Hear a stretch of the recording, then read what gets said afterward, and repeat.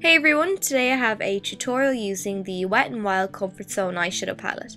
Now it's only been recently that we've been able to get Wet n Wild here in Ireland, so everyone's having an absolute field day with it. This tutorial wasn't intended on being a St. Patrick's Day one, but I do think the palette is perfect for the occasion. You can get into the spirit without spending a fortune, and there's also some neutrals in the palette too, so you can get use out of it all year round if you wanted to. And if you want to see how I created this look, then just keep watching. As always with any eye makeup look, you want to prime the eye area. It'll help your eyeshadows to adhere better, to last all day long, and to appear as vibrantly as possible on the eye as well.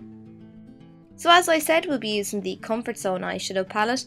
The first shade I'm taking is this one here. It's labelled Brow Bone, which is a great thing about this palette. It labels each of the eyeshadows so you know where to put them. Really foolproof, brilliant for beginners. So I just took that shade under the arch of my brow and then I blended it out.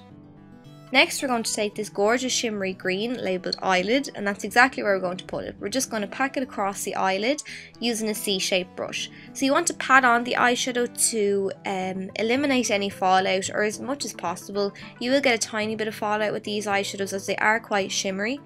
Rather than going in with the crease colour, I'm using this definer shade. The crease is a black colour which I would use to define the eye, so I've just kind of switched it up there. This shadow was meant to be my favourite in the palette. When I swatched it, it was this beautiful duochrome shadow, but when you apply it to the eye, as you can see, it's kind of more so a reddy brown shade.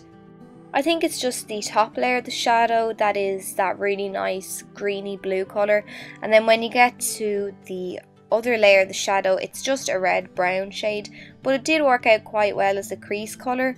Although I would have preferred it as it was in the swatch because it was absolutely gorgeous, unlike anything I'd ever seen before.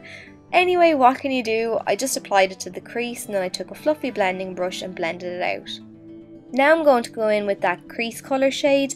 It's a really nice black eyeshadow with kind of limey green flecks in it, so I'm using that to define the eye. So you will get fallout from this shade, so you could do your foundation after if you wanted to avoid cleaning up the mess. What I did was I just applied it on the very outer portion of the eye in the outer V, and then I blended it up into the crease. To further help those eyeshadows blend seamlessly together, I'm taking a fluffy blending brush and just buffing along the edges. Next, what you want to do is you want to take the black eyeshadow about halfway across the eyelid, just using patting motions again.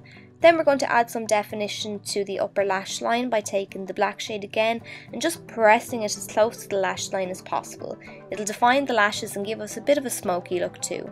Then I'm just running it about halfway in across the lower lash line, and then I'm just taking the applicator that came with the palette and I'm using that to apply the green on the inner half of the eye. I'm following it up by applying some black liner, and then I'm going to apply some mascara, and that'll complete the eye makeup look. So I hope you enjoyed the tutorial and found it helpful. And as always, thanks a million for watching, and I'll see you in my next tutorial.